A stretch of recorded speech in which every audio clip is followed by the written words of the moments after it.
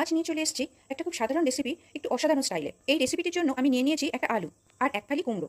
যেমন দেখাচ্ছি সেভাবে আলু কুমড়ো কেটে ভালো করে ধুয়ে নিয়ে জলটা ঝরিয়ে নিতে হবে, কিন্তু খেয়াল রাখতে হবে একেবারে পুরো শুকনো জল ছড়ানো না করে একটু যেন জল থাকে। এই জল ছড়ানো সবজি এবার একটা পাত্রে নিয়ে তার উপর ছড়িয়ে দিতে হবে স্বাদ মতো নুন, ছোট চামচের 1 চামচ চালের গুঁড়ো, 1 চামচ ময়দা আর সামান্য একটু লঙ্কার গুঁড়ো। সবশেষে দিয়ে দেবো ছোট 1 চামচ তেল।